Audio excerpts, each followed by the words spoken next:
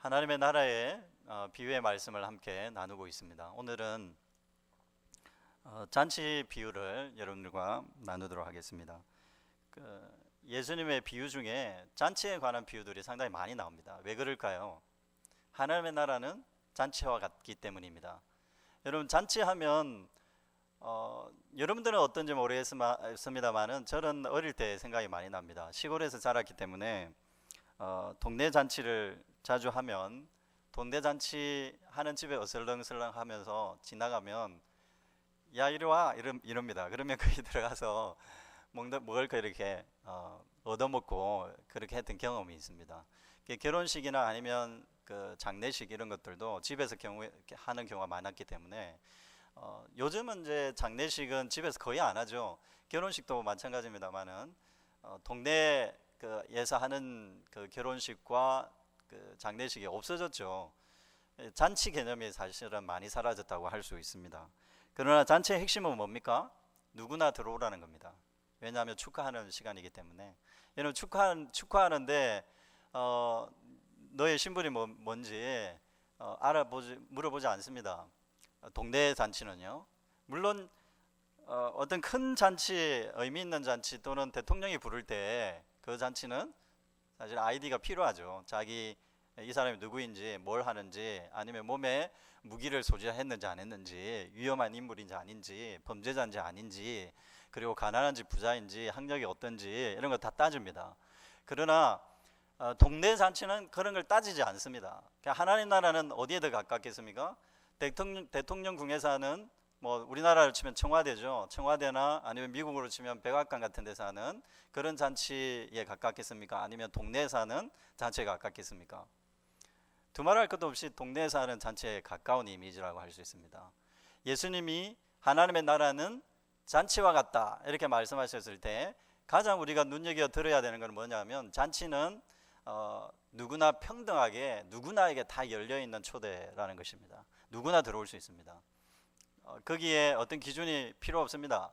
여러분이 내가 이 잔치에 참여하려면 공부를 이 정도 해야지, 초등학교 정도로 나와야지 뭐 하나님 나라에 들어갈 수 있는 거 아닌가 이렇게 생각하면 그 초대한 하나님의 주인의 마음을 정말 몰라주는 겁니다. 필요 없습니다. 그런 게 중요하지 않습니다. 그리고 내가 집에 뭐 재산이 한 1억 정도는 있어야지, 1억 정도 되는 집은 가지고 있어야 하나님 나라에 들어갈 수 있는 거 아닌가? 이렇게 그 경제적인 부분과 관련해서 여러분이 기준을 정한다면 그것도 정말 하나님의 마음을 몰라주는 겁니다. 돈과 관련이 없습니다. 돈 많이 가지고 있든지 적게 가지고 있든지 상관없습니다. 그리고 어떤 사람은 이렇게 생각할 수도 있습니다. 내 외모가 이렇게 딸리는데 뭐 저 정도 돼야 되지 않겠습니까? 하나님 나라 들어가려면. 네, 죄송합니다. 네, 다 인정을 안 해주시네요. 제가 방금 말은 취소하고 다시 시작하도록 하겠습니다. 여러분들 정도는 돼야 하나님 나라에 들어갈 수 있지 않겠습니까? 그것도 아닙니까? 네. 여튼 얼굴이 잘생기든 못생기든 관계없이 하나님 나라는 외모나 아니면 건강하든 건강하지 않든 상관없습니다. 내가 장애인이든 장애인이 아니든 나의 지적 능력이 뛰어나든 뛰어나지 않든 그것과 관계없이 하나님 나라는 모두 다 어떻게 한다고요? 들어갈 수 있습니다. 하나님께서 초대하셨기 때문입니다. 그래서 하나님 나라는 기준이 있다면 오는 겁니다. 하나님 나라는 오지 않으면 참여할 수 없습니다. 그래서 하나님 나라의 그 예수님의 비유에 대한 독특한 측면입니다. 다 열려있긴 한데 와야 됩니다. 그러니까 오늘 비유의 말씀이 잔치에 대한 비유의 말씀이 두 가지가 나옵니다. 하나는 이런 얘기입니다. 주인이 어떤 사람들을 초대했는데 사람들이 눈치를 보는 거예요. 어디를 앉아야 되는지. 자리가 아마 정해져 있지 않았나 봅니다. 눈치를 봅니다. 어떤 자리에 앉는 것이 좋은가. 여러분, 이 세상을 우리가 살아갈 때에 우리의 삶도 이런 측면이 좀 있는 것 같아요. 여러분들 다른 사람 눈치 보지 않습니까? 어디를 가게 되면 직장 일을 할 때 직장 상사의 눈치를 본다든지, 아니면 또 학교 다니는 분들은 학교 교수의 눈치를 본다든지, 또 선배의 눈치를 본다든지, 뭐 일을 하는 사람들의 그 앞서서 일을 했던 사람들의 눈치를 보게 돼 있잖아요. 왜 그럴까요? 그것은 내가 혹시나 잘못하고 있지 않는가? 그래서 내가 인정을 받지 못하면 여기서 살아남지 못할 텐데, 이런 염려 때문인 것 같습니다. 잔치에는 그런 게 필요할까요? 필요 없을까요? 잔치 자리에 가면 여러분 어떻게 생각하십니까? 원래 필요 없어야 되는데 원래 필요 없습니다. 그런데 잔치 자리에 가보면 사실 냉정하게 따져봐서 동네 잔치도 어르신들 앞에 자리에 앉게 하죠. 앉게 하고, 시골에서는 이제 조합장들 조합장들, 그 농촌 조합장들이나 아니면 군수님 오시면 군수님한테 자리 내줘야 되고, 그리고 뭐 또 그 밑에 예를 들면 농협협동조합장님 오시면 자리 내줘야 되고, 그 다음에 분녀회장 오시면 또 자리 내줘야 되고, 그렇게 합니다. 여러분, 세상 사람들이 살아가는 어떤 그 우리 인간관계에서 아무리 잔치 자리라 하더라도 여러분 그곳에서는 서열이 있습니다. 함께 즐거워하고 함께 축하해주고 해야 되는데, 결혼식에 갔는데도 그 축하하는 자리에서 눈치를 봐야 되는 현실이죠. 내가 얼마나 축하금을 냈는지, 그리고 내가 외모가 얼마나 멋있게 해서 나타났는지, 그런 거에 따라서 이제 달라지잖아요. 근데 하나님의 나라는 그런 게 없습니다. 오늘 말씀해 보면 이렇게 얘기하고 있어요. 어떤 사람이 자리를 앉는데 높은 자리에 앉았어요. 높은 자리에 앉았습니다. 자기가 앉을 자리에 아니었던 것 같습니다. 그때에 예수님이 그 사람에 대해서 하는 말이 무슨 말이 있었냐면, 높은 자리에 앉지 마라. 왜냐하면 만약에 너보다 더 높은 사람이 오면 어떻게 하겠느냐, 그 자리 너 비워줘야 된다. 그러면 너 부끄러움을 당할 텐데 그때 어떻게 하겠냐, 이렇게 말씀하시면서 이 높은 자리에 앉지 말라라는 말씀하셨어요. 이 말씀의 의미가 무엇일까요? 겸손하라는 뜻일까요? 다른 사람과 비교해서 자신을 낮추라는 뜻일까요? 그런 도덕적인 의미일까요? 그런 의미가 아닙니다. 도덕적으로 너 자신을 낮추어서 어디를 가든지 겸손하면 대우를 받는다, 그런 저세수를 가르치는 말씀이 절대로 아닙니다. 예수님의 복음은 저세수를 가르치는 게 아닙니다. 우리가 이 땅에서 어떻게 하면 지혜롭게 처신하면서 살아갈 수 있고 다른 사람으로부터 인정을 받을 수 있는가를 알기 위해 말씀을 읽으면 안 됩니다. 하나님의 말씀은 하나님의 지혜를 아는 것입니다. 그리고 하나님의 마음을 아는 것이고 하나님의 가치관을 아는 것입니다. 그러기 위해서 말씀을 배워야 돼요. 말씀을 들여다봐야 됩니다. 이 말씀도 그런 관점에서 들여다보면 하나님의 마음은 어떤 것이냐면 이런 겁니다. 높은 자리에 미리 앉지 말라는 거예요. 그 말은 높은 자리에 앉을 사람이 따로 정해져 있다는 건데, 제가 봤을 때는 그 높은 자리에 유일하게 앉을 분은 하나님밖에 없다는 겁니다. 하나님의 나라에서는 모두가 평등합니다. 하나님 이외에 축하를 받을 사람이 없습니다. 하나님 이외에 그 자리에 앉아 있을 분이 없습니다. 하나님 빼고는 모두 다 평등한 거예요. 그러니 높은 자리, 낮은 자리, 이거 생각할 필요가 없다는 겁니다. 그 말씀을 하려고 하는 겁니다. 절대적인 왕이시고 우주의 왕이시고, 그리고 이 세상을 창조하시고 우리의 삶을 책임지시는 아버지 하나님께서, 왕이신 하나님께서 우리의 삶에 유일하게 우리의 섬김을 받으실 분입니다. 믿으십니까? 하나님 말이 우리의 섬김을 받으실 분이라고 믿으세요? 자, 그렇다면 우리는 사실 섬기지 못할 사람이 없는 거예요. 하나님이 우리의 섬김을 받으실 분이라면, 우리의 섬김이 필요한 분이라면, 나의 섬김은 누구나에게 다 필요한 거예요. 그 사람이 직업이 뭐며 학력이 어떤 학력이며 또는 어떤 일을 하고 있는지 관계없습니다. 어떤 신분인지 어떤 위치에 있는지 그 관계없이 모두 다 섬겨야 되는 사람인 거예요. 그 말씀을 하려고 하는 겁니다.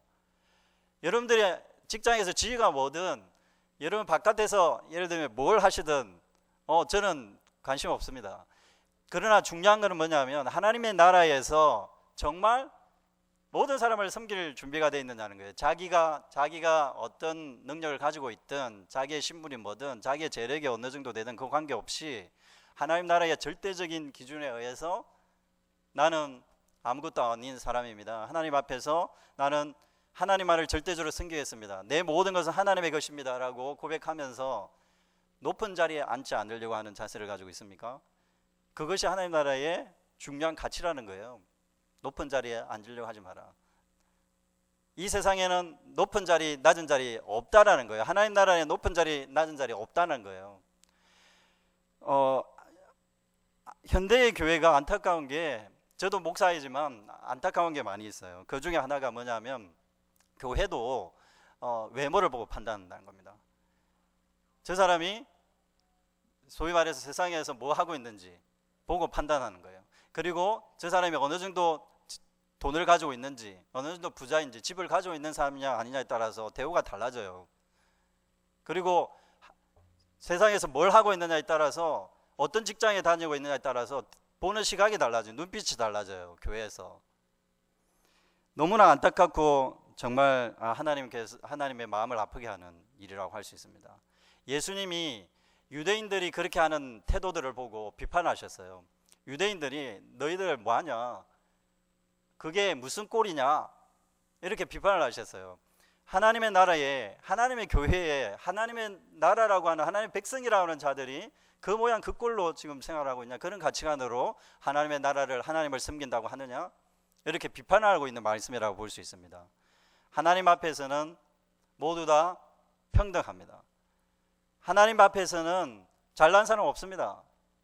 아무리 잘나봤자 하나님만큼 잘날 수 있겠습니까? 그러므로 하나님 나라의 잔치에서는 뭐라고요? 높은 자리에 앉을 생각하지 마라. 아예 그런 자리가 없으니까. 네, 그런 말씀입니다. 그러므로 우리는 이 하나님의 예수 그리스도의 메시지를, 잔치의 메시지를 들으면서, 잔치는 사실은 아주 즐거운 자리라고 할 수 있는데, 그 즐거운 자리조차도 우리 부패한 인간들은 어떻게 그 자리를 변질시키냐면 거기에서도 같이 즐거워하고 기뻐하고 함께 어울려서 생활해야 되는 그 잔치 자리에서조차도 자리를 생각하는 거예요. 높고 낮음을 생각하는 거예요. 그만큼 우리가 부패한 백성들이라고 할 수 있습니다. 하나님 앞에 회개해야 되죠. 하나님 맞습니다. 하나님 나라의 잔치는 누구나 다 환대받는 거군요.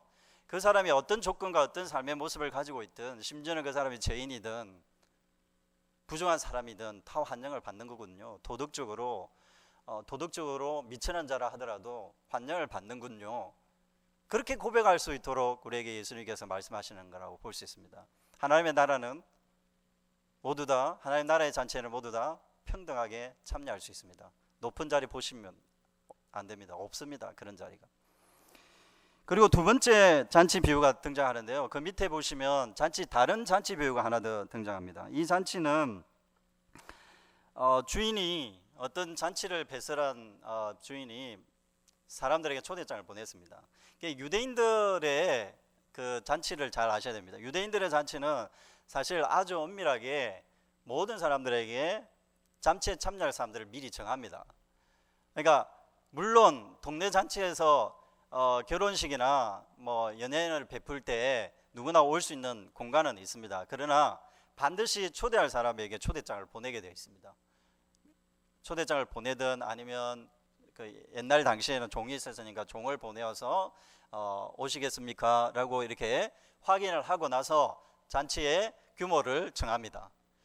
그리고 그 위에 정해진 멤버들 먼저 초대를 하고, 그 다음에 동네 사람들이 어느 정도 인원이 되니까 그 사람들까지 이제 준비하고, 그래서 등급이 좀 나눠져 있다고 볼 수 있겠죠. 특히 초대를 한 사람에게는 특별한 연회를 베풉니다. 왜냐하면 초대를 한다는 것은 그만큼 자기들에게 관심을 가져왔던 사람들이기 때문에 그렇습니다. 예를 들면 결혼식을 베푸는데 결혼식에서, 동네에서 결혼식을 한다면 평소에 정말 결혼을 하는 자녀들에게 관심을 가지고 또 여러모로 이렇게 신경을 써줬던 사람들에게 이제 먼저 초대장을 보내지 않겠습니까? 자, 그런 사람들에게 먼저 이렇게 초대장을 보내는 겁니다. 친근한 사람들끼리, 친척이나 가족이나 먼 친척 또는 가까운 친척, 그리고 가족들의 구성원들한테 먼저 보내죠. 자, 다시 말씀드리겠습니다. 초청을 했습니다. 잔치에 초청을 했습니다. 초대장을 보냈다는 뜻입니다. 그냥 말해서 임의로 하는 잔치가 아니라는 뜻입니다. 초대장을 보내는데 제일 먼저 누구한테 보낸다고요? 가족들에게 보냅니다. 그리고 친척들에게 보냅니다. 그리고 후견자들, 이 자녀들에게 여러모로 스승이 있잖아요. 랍비들이라든지 아니면 그 해당에서 일을 했던 가르침을 베푸는 그 율법사들이나 아니면 직간접적으로 그 자녀들을 키워줬던, 직간접적으로 가르침을 베풀었던, 아니면 동네에서 유지를 했던 이런 사람들한테 먼저 보냅니다. 자, 그러면 이 초대장은 사실 가까운 사람, 공통적인 특징이 가까운 사람, 그리고 어느 정도 사회적 위신이 있는 사람들한테 초대장을 보낸 것이라고 볼 수 있습니다. 이게 이제 유대 교적 방식이라고 할 수 있습니다. 여러분, 그러나 하나님의 나라는 이와 같지 않습니다. 하나님의 나라는 정해놓고 이 사람이 어떤 조건에 있는지, 어떤 여건인지, 그리고 내 가장 가까이 있는 사람들 우선적으로 친인척 중심적으로 보내는 그런 방식이 아닙니다. 하나님의 나라는 인간적으로 가까이 있든 가까이 있지 않든 누구나에게 하나님 나라의 복음은 전해질 수가 있습니다. 그리고 하나님 나라는 그에 참여할 수가 있습니다. 자, 그러나 유대교인들은 그렇게 생각했죠. 우리 종교만 사실은 중요하고 유대인만 선민이기 때문에 하나님의 나라를 누릴 수 있다고 그렇게 생각했습니다. 중세시대 때도 마찬가지입니다. 중세시대 그 로만 가톨릭 신자들이 그렇게 생각했죠. 그래서 우리 서구인들은 하나님의 은총을 받아서 이렇게 문명국가이고, 그래서 제국을 건설해서 미개한 나라들을 침범해가지고 거기에 교회를 세워서 하나님의 나라를 확장해야 된다는 그런 의식을 가지고 있었습니다. 이게 무슨 의식입니까? 문명인으로 미개한 나라에 복음을 전해서 문명을 일으켜서 문화를 발전시켜서 하나님 나라에 참여하게 하는 그런 방식이었던 것입니다. 성경적이지 않은 거죠. 왜냐하면 권력과 힘으로 제압을 하면서 식민 통치를 하면서 하나님 나라의 복음을 전한다는 것은 좀 말이 안 맞거든요. 모순적인 거거든요. 성경에서 보면 폭력과 평화가 같이 할 수 없습니다. 그 사람을 죽이는, 피를 흘리는 것과 생명을 살리는 복음이 함께 할 수 없습니다. 사실은. 그런데 서양 대부분의 제국주의 국가들은 기독교 국가들이었죠. 기독교 국가들이 복음을 전하면서 자기들의 땅을 넓히는 명분으로 사용했습니다. 복음을 전하는 걸. 그래서 땅을 넓혀가면서 제일 먼저 했는 게 한 게 뭐였냐면 교회를 세우는 것이었어요. 교회당을. 역설적이지 않습니까? 교회당을 세워가면서 지배하는 형태인 거예요. 그래서 신앙으로 지배를 하는 거죠.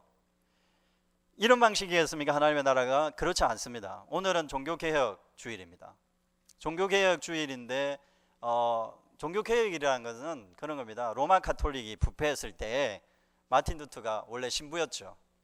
처음 종교개혁을 할 때 마틴 루터라는 신부가 이대로는 안 된다. 이건 하나님 말씀으로부터 너무 멀어졌다. 하나님의 은혜는 모든 사람에게 미치는 건데 돈 있는 사람에게 면죄부를 파는 거예요. 죄를 사해주는 그 정서를 파는 거예요.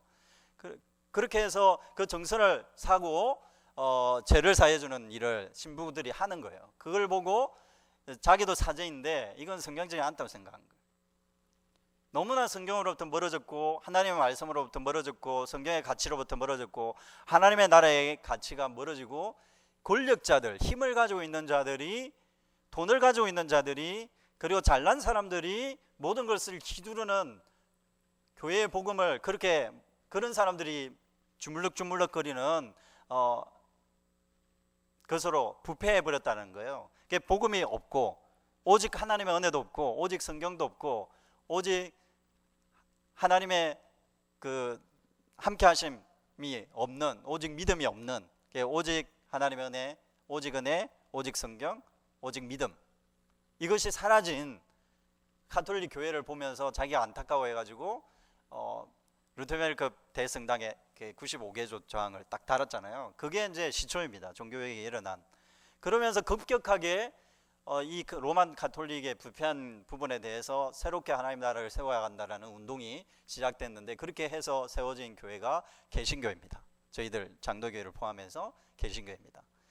그날을 기념하는 주일이에요. 오늘이. 하나님의 나라는 큰 잔치에 정해진 사람, 가까이 있는 사람, 내 가까운 사람들만 초대하는 게 아닙니다. 소위 말해서 학연, 지연 이런 거 있잖아요. 학연, 지연 또는 혈연 이런 관계들을 통해서 하나님 나라가 세워져 가는 게 절대로 아닙니다. 그런 것들이 철폐되는 것입니다. 여러분, 최근에 우리나라가 좀 떠들썩하죠. 왜냐하면 역사 국정교과서 때문에, 제가 지난주에도 한 말씀 드리긴 했는데, 역사를 바로 세운다는 명목으로 국가가 국정교과서를 만들어야 된다는 얘기를 했습니다. 얼마나 잘못됐느냐면, 이게 국가라는 것은 사실 어떤 특정한 정권이 이끌어가는 겁니다.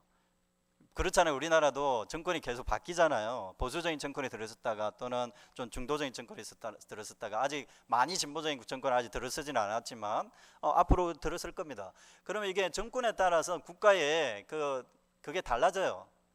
그 방향이 조금씩 가치가 좀 달라집니다. 그게 보수적인 정권이 들어와가지고 달라지는 부분이 있잖아요. 그게 이제 역사까지도, 이제 교육까지도 영향을 미치고 있는 건데, 왜 그게 문제냐면, 그게 올바른 역사라는 게 뭘까 하는 거예요. 그러니까 하나님의 나라의 관점에서 봐서도 올바른 역사라는 게 뭘까요? 일제시대 때 또는 군사 독재 정권 시절의 역사를 제대로 판단하는 역사를 세우는 게 바른 역사일까요? 아니면 그것을 제거하는 것이 바른 역사일까요? 독립유공자들의 삶에 대한 새로운 조명들을 잘 해내는 교과서가 좋은 교과서일까요? 아니면 그런 기여자들의 삶을 제대로 살리지 못하는 교과서가 좋은 교과서일까요? 근데 그런 기준에서 지금 현재 국정교과서를 추진하려고 하는 국정교과서는 그런 우려가 있어요. 여튼 그런 정치적인 이야기가 아니라 올바른 역사를 세워나간다라고 할 때 성경적인 관점에서는, 오늘 비유의 말씀도 마찬가지지만, 예수님께서 하나님 나라를 세우겠다, 새로운 역사를 시작하겠다, 새로운 하나님의 나라의 역사를 시작하겠다라고 하나님 나라에 대한 선포를 하시면서 줄곧 강조하시는 게 뭐냐면, 지금까지의 기준, 가진 사람, 권력자들 중심으로 기술되는 그런 역사를 이제는 철폐하겠다는 말씀을 좀 하고 계신 겁니다. 권력자들 중심으로 역사가 기술되기 시작하면 민중들의 삶이라든지, 그리고 억울하게 죽었던 사람들의 삶이 조명받지를 못합니다. 그런 삶들이 사라지기 시작해요. 우리의 삶의 유산에서, 우리 공동체에서. 그러면 그런 삶들을 조명하는 교과서들이 필요해요. 그래서 교과서들은 여러 가지 관점에서, 특히 역사 교과서는 여러 가지 관점에서 조명해주는 교과서들이 많으면 많을수록 좋습니다. 교과서라는 게 그런 거예요. 하나만 해서는 안 되고 여러 가지 관점에서 삶을 조망해주는 그런 관점들이 필요한데, 그 중에도 약자들의 삶, 그리고 억울하게 죽은 사람들의 삶, 억울하게 누명을 써서 죽은 사람들의 그런 삶을 새롭게 조명해주는 것이 크리스찬들이 해야 되는 일들 중에 하나예요. 하나님께서 예수 그리스도를 통해서 하나님의 나라의 복음을 전하시면서 그 말씀을 하고 계신 거예요. 지금 잔치에 초대를 했는데, 잔치에 초대받은 사람들이 다 안 오겠다는 거예요. 왜냐하면 자기들이 다 할 일이 있다는 거예요. 첫 번째는 밭을 샀는데 밭을 보러 가야 된다는 거예요. 돈 있는 사람이죠, 밭을 샀다는 거는. 그리고 소 5겨리를 샀는데 시험을 해봐야 된다는 거예요. 겨리라는 건 이제 두 쌍이죠. 한 쌍이 이제, 그러니까 2마리 소가 끄는 쟁기를 겨리라 그러죠. 그러면 5겨리라는 말은 10마리의 소를 샀다는 겁니다. 10마리 소를 살 수 있는 능력이 있는 사람이라는 뜻입니다. 그리고 장가를 들었다, 이렇게 얘기하는데, 이 장가라는 거는 한 사람의, 우리는 요즘 우리나라도 삼포시대라 그러잖아요. 연애, 결혼, 출산 포기하는 시대, 이런 시대라고 그러잖아요. 그러니까 요즘 결혼하기 상당히 힘듭니다. 결혼하면 이제 어떻게 먹고 살지 참 힘들어요. 그래서 여기 젊은 친구들은 참 불쌍합니다. 연애도 안 하고 결혼도 안 하고, 결혼도 했는데 아기를 안 낳으려고 그러는 거예요. 왜냐? 너무나 어려웠어. 왜 이렇게 사회가 이렇게 되어가고 있을까요? 이렇게 어렵게 사회가 되어질수록 피해를 보는 사람들은 어떤 사람일까요? 돈이 없는 사람들이겠죠. 그리고 학력이 부족한 사람들이겠죠. 그리고 장애인들이겠죠. 신체적인 능력이 비장애인들보다 잘 따라주지 못하는 장애인들 있잖아요. 이제 그런 사람들이겠죠. 사회가 피폐해지면 피폐해질수록 손해를 보는 사람들은, 힘겹게 생활하는 사람들은 바로 그런 사람들이라고 볼 수 있습니다. 우리를 포함해서. 하나님의 나라는 이런 사회적 약자들 또는 우리도 사회적 약자일 수 있습니다. 여러분, 나는 아니다고 생각하시면 안 됩니다. 저도 사회적 약자. 우리를 포함해서 정말 가진 것이 아무것도 없는, 연줄도 없고 그 다음에 지연도 없고 학연도 없는, 홀로 그냥 살아가야 되는 이 피폐한 세상에서 겨우겨우 생계 유지를 위해서 살아가야 되는 우리 같은 사람들, 그런 사람들이 이 땅에 너무나도 많습니다. 그런 사람들이 보통 사람들이잖아요. 그런 사람들의 삶을 보호해 줘야죠. 그런 사람들의 삶이 더 즐거울 수 있도록, 유쾌할 수 있도록 해줘야 되는 거죠. 그게 하나님 나라의 본질입니다. 하나님 나라의 핵심에 그런 정신이 들어 있습니다. 예수님께서 초대장을 보냈는데, 어떤 주인이 초대장을 보냈는데 그 초대장을 보낸 사람들은 정해져 있는 거예요. 가까이 있는 사람, 자기하고 친한 사람들, 그리고 재력이 되는 사람들, 와서 기여하는 사람들. 그 본문에 그렇게 있잖아요. 12절 한 말씀 보십시오. 그 위에 그 말씀에도 그게 같이 기록이 되어 있습니다. 또 자기를 청한 자에게 이르시되 내가 점심이나 저녁이나 베풀거든 벗이나 형제나 친척이나 부한 이웃을 청하지 말라. 두렵건대 그 사람들이 너를 도로 청하여 내게 갚음이 될까 하노라. 무슨 말씀입니까? 부자인 사람을 초대를 하게 되면 어떻게 됩니까? 나중에 그 사람이 자기를 초대한다는 거예요. 끼리끼리 놀게 되는 거죠. 부자와 부자들끼리 놀게 되는 거죠. 그리고 학식 있는 사람들끼리 놀게 되는 거예요. 여러분들이 누군가를 개인적으로 초대한다 하더라도 가능하면 정말 힘겹게 생활하는 사람들 초대하세요. 장로님들 또는 뭐 이런 분들, 교회에서 지위에 있는 분들, 소위 말해서 그런 위치에 있는 분들 초대하기보다 정말 힘들게 하루를 정말 쉬지 못해서 일하시는 분들 있잖아요. 그런 분들에게 시간 한번 내봐라. 저녁 식사 같이 하자. 그렇게 해서 초대를 하세요. 그럼 그분들이 부담을 가질 수는 있겠지만, 부담 가지 마라. 내가 너 뭐 같이 네가 나중에 한턱 내라고 내가 하는 건 아니다. 그런 말이에요. 이게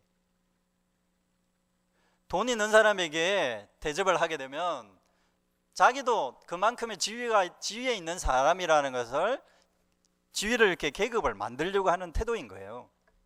내가 이만큼 된다. 그리고 내가 이만큼 이런 부류와 같이 어울리는 사람이다 라고 이렇게 자기의 어떤 수준과 기준을 정해 가는 거예요. 그래서 끼리끼리 노는 거예요.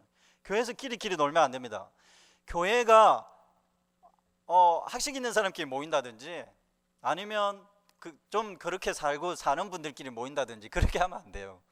그러지 마시고 정말 서로의 삶을 돌아보십시오. 여러분, 교회가 그걸 해야 되지 않겠습니까? 우리가 어떻게 사는지 돌아와야 돼. 공동체라고 하면서 실제로 공동체입니까? 아니잖아요. 뭐 어떻게 어떤 일이 있었는지 모르는데. 그래서 교구나 아니면 순모임을 중심으로 정말 형식적으로 하지 마시고, 초대해도 대갚을 길이 없는 분들을 초대하세요.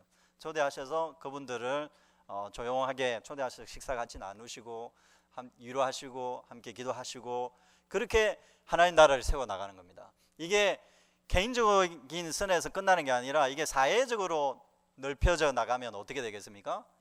그런 삶의 자세들이 사회적으로 이렇게 넓어져 나간다면 그게 하나님 나라의 가치가 이 세상으로 흘러가는 거예요. 예수님께서 그런 얘기를 하고 계시는 것입니다.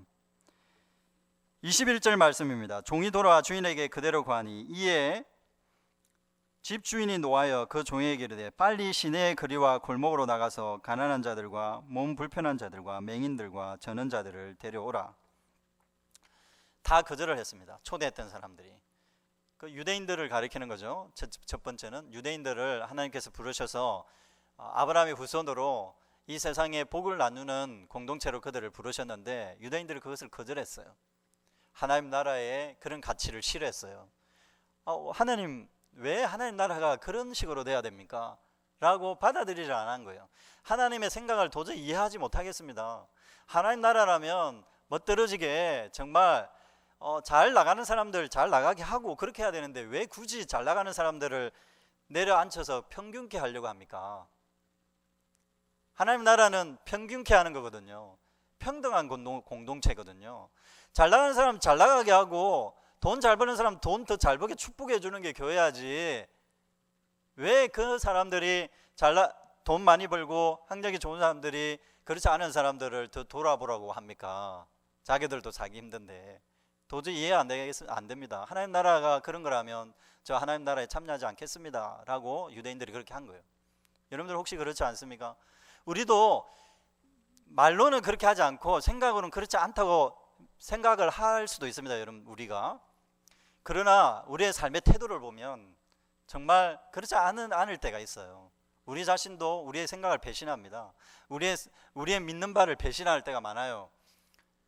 종교개혁 주간에 조금 제가 강하게 말씀을 드리고 있습니다. 왜냐하면 우리가 하나님 나라를 회복해야 하는데 하나님 나라의 가치가 뭐겠습니까? 평등한 공동체입니다. 누구나 들어올 수 있어야 합니다. 특히 누구나 들어오려는 이 기준을 정하려면 예수님이 생각하셨던 게 뭐냐면 가난한 자들, 병든 자들, 여기 표현대로 맹인들, 앞을 보지 못하는 사람들, 몸이 불편한 사람들, 이런 사람들을 기준으로 해서 정하라는 거예요. 그런 기준으로 정하게 되면 어떻게 됩니까? 훨씬 더 평등한 공동체가 될 수 있겠죠. 그러니까 잘 나가는 사람 중심으로 교회가 눈을 맞추기 시작하면 이런 사람들이 들어갈 자리가 없는 거예요. 평등한 공동체가 아닌 거예요. 자연스럽게 그렇게 되지가 않아요. 그러나 이런 사람들에게, 사회적 약자들에게 초점을 맞추어서 기준을 정하게 되면 뭐 가진 자나 더 배운 자도 참여할 수가 있습니다. 해야 할 역할들이 많이 있어요, 실제로. 그래서 교회는 기준이 그렇게 돼야 되는 거예요. 하나님의 나라는 그렇게 돼야 되는 겁니다. 하나님의 나라의 백성들의 가치관은 그렇게 돼야 되는 겁니다. 내가 돈을 벌더라도 그 돈을 버는 데 목적이 가 있어서는 안 돼요. 잔치를 베푸는데 여러분 궁금하지 않습니까? 왜 잔치를 베풀까요? 이 잔치는 무슨 성격이기에 초대를 하는 걸까요? 여러분, 우리의 삶은 사실 예수님이 이 비유의 말씀이 나오기 전에 안식에 행하셨던 안식의 문제와 잔치의 이야기로 하나님의 나라를 풀어낼 수 있습니다. 저는 이 주제가 상당히 중요하다고 저는 생각해요. 하나님 나라에 대해서. 왜냐하면 안식은 하나님 나라의 이상을 잘 보여주는 거예요. 쉼이 없다면 그게 천국이겠습니까? 안식이 없는데, 쉼이 없는데, 항상 바쁘기만 한데 그게 천국입니까? 우리가 너무 바쁘게 살잖아요. 여러분 죽자 살자 살아가고 있는데 여러분 하루 지나고 나면 한숨만 나옵니다.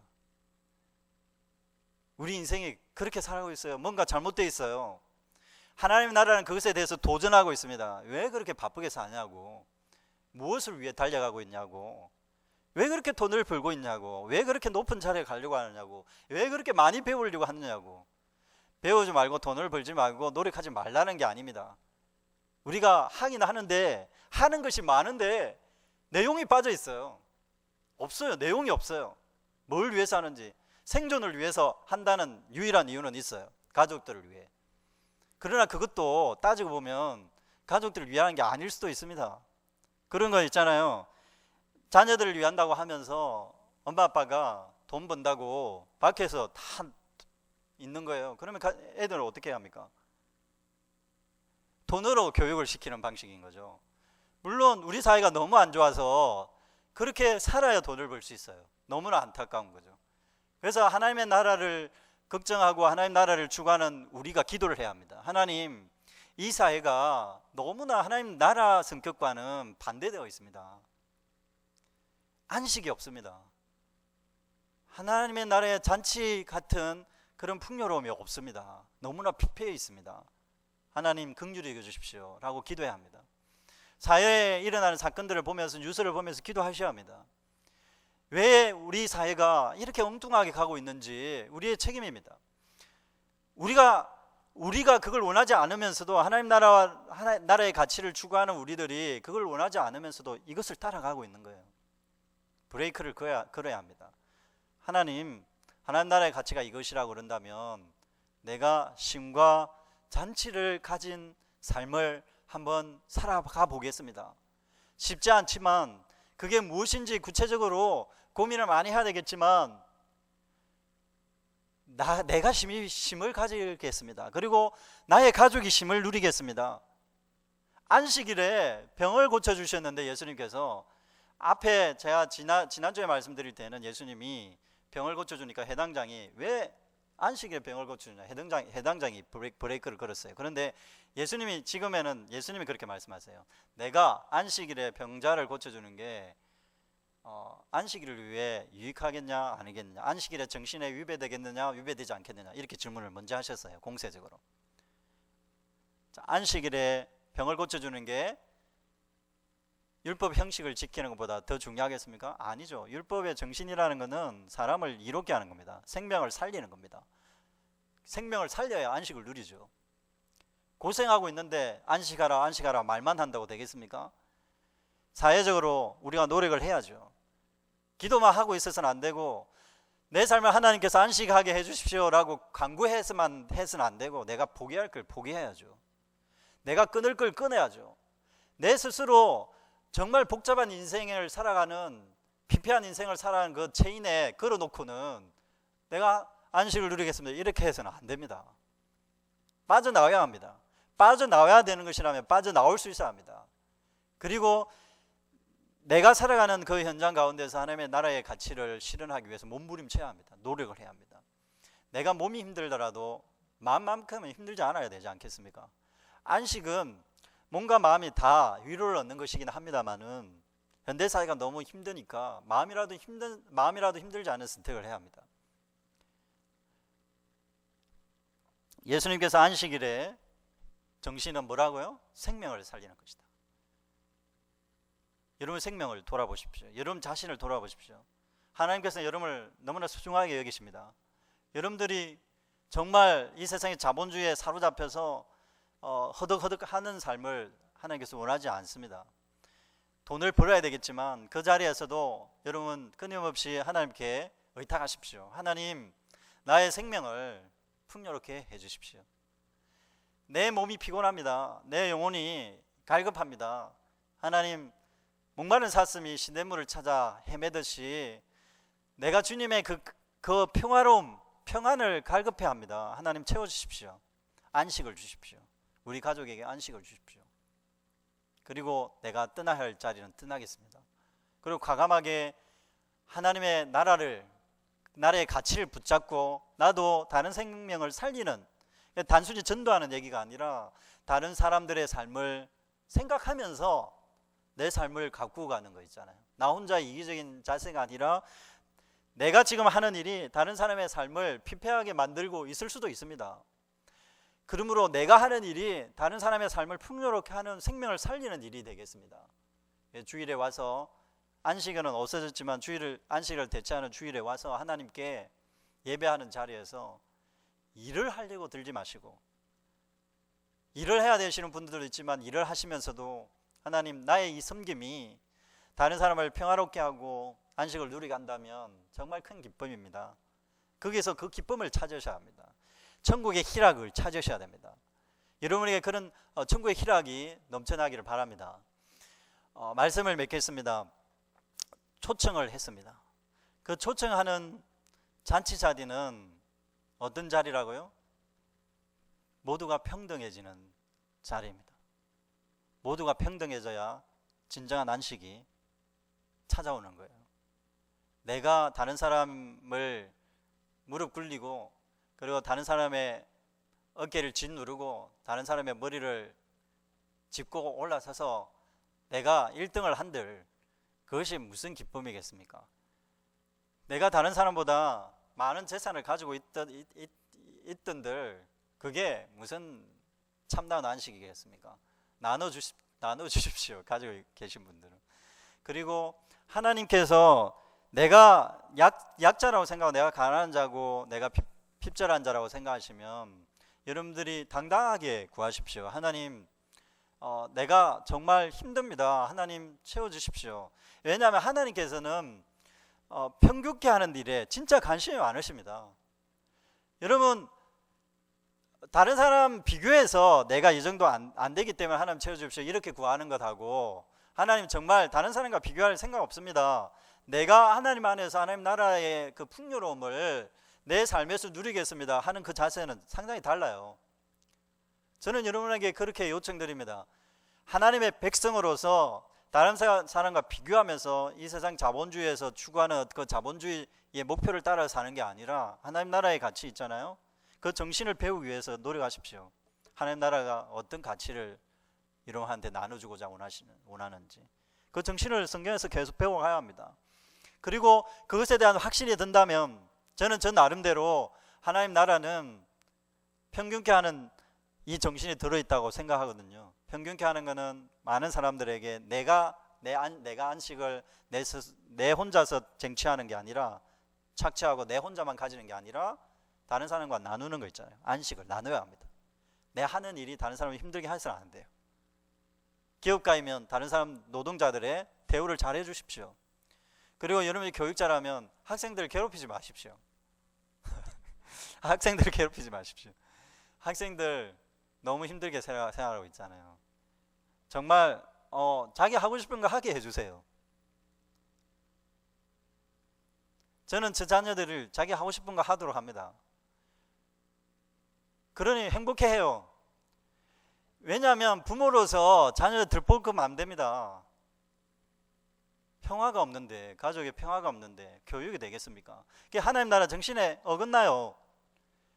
하나님 나라를 어디에서 찾아야 되겠습니까? 거기서 생활에서 찾아야죠. 나의 가족적인 삶에서 찾아야 합니다. 여러분 생계의 현장에서 찾아야 합니다. 하나님 나라를. 거기서 회복되지 않으면 하나님 나라는 어디에도 없습니다. 하나님 나라는 여기 있다 저기 있다 할 수 없다 했거든요. 바로 너희들 가운데 있느니라. 그렇게 하나님 나라를 예수님께서 얘기하셨잖아요. 우리 가운데 있는 하나님 나라를 찾으십시오. 여러분 가운데 있는 하나님 나라의 안식을 찾으십시오. 여러분 가운데 있는 하나님 나라의 잔치를 찾으십시오. 평균케 하는 잔치, 나만 누리는 잔치가 아니라 더불어 누리는 잔치, 함께 누리는 잔치, 사회적자, 보잘것없는 사람들이 더 환영을 받는 그런 잔치, 그래서 더 기뻐하는 잔치. 잘난 사람들끼리 모이면 밋밋하고 재미없어요. 진짜 보잘것없는 분들, 사회적으로 대우받지 못하는 분들이 교회에서 대우를 더 많이 받으면 정말 그게 큰 기쁨이 돼요, 우리에게. 비교하라는 게 아니라 사회적으로 그런 차이들이 있잖아요.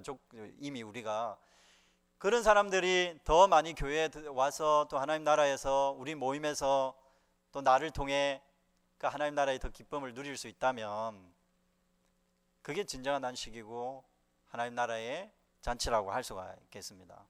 여러분의 삶 속에 이런 안식과 이런 잔치가 더 풍요롭게 경험되고 또 여러분 스스로 그 경험하고 나누는 일에 적극적인 삶을 살아가시기를 주님 이름으로 축복드립니다. 기도하겠습니다.